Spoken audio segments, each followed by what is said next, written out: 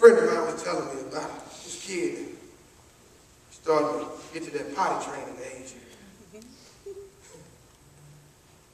And instead of telling somebody I need to go to the potty, goes and hides under the table.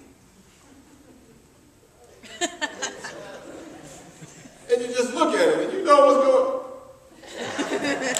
You doing that? Oh. You like you.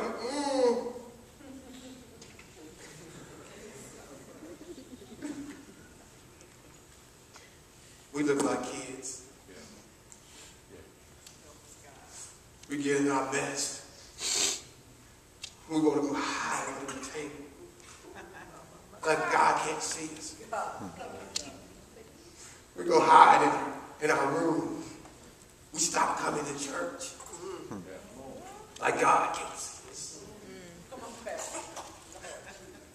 And we over there pooping all over ourselves. What we do. True. And God says, draw nigh to me, and I'll draw nigh to you. He says, come to me, all you who are weary and heavy laden, who are in the midst of your mess and find rest. Come to me. He says, my yoke is easy and my burdens are light. He says, you can leave all that stuff right where it is. Just pick up, get up. What did Jesus tell the man that walking around that mat all those years? You're not even sick anymore. He said, take up your mat and walk. That's what he says to you. When you find yourself and you can just pick yourself up and walk in the Lord. Get right again. You've got everything you need right there. You've got it already in you. If you literally believe that the Spirit of the living God is in you, then you don't have to worry about how am I going there and what can I hide. No, it's already, everything you need is already there. Speak to your condition and speak to your situation. Take charge of your life because greater is he that is in you than he that is in the world. You can do it. You can do it. You've got it all. Everything that you need is in you.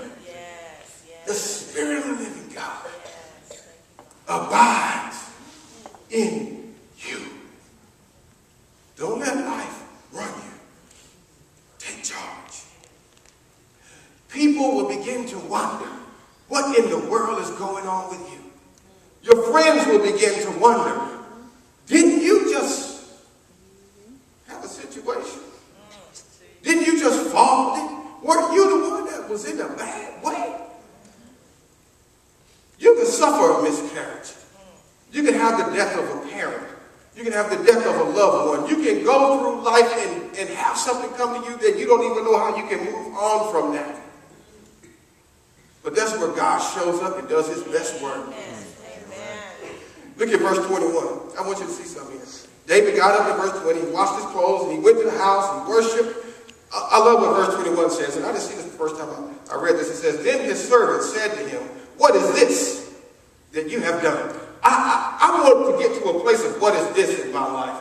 When something comes against me that looks like it should take me out of the race, and I continue on and I begin to worship the Lord and I anoint myself and I go to the house of the Lord and I begin dancing and leaping, people around you will begin to say, what is this?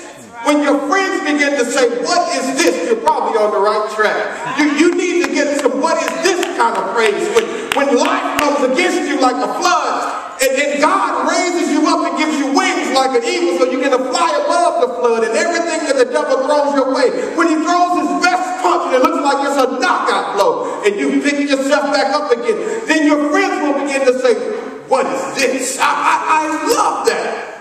We need to get some what is this kind of praise in our lives that no matter what happens to us, people will look at you and say, wow, they still have the joy of the Lord. What is this? Let nothing stop you from worshiping the Lord. Probably the greatest pain David had felt in his life was the death of that child. And it did not stop him from worshiping the Lord. And all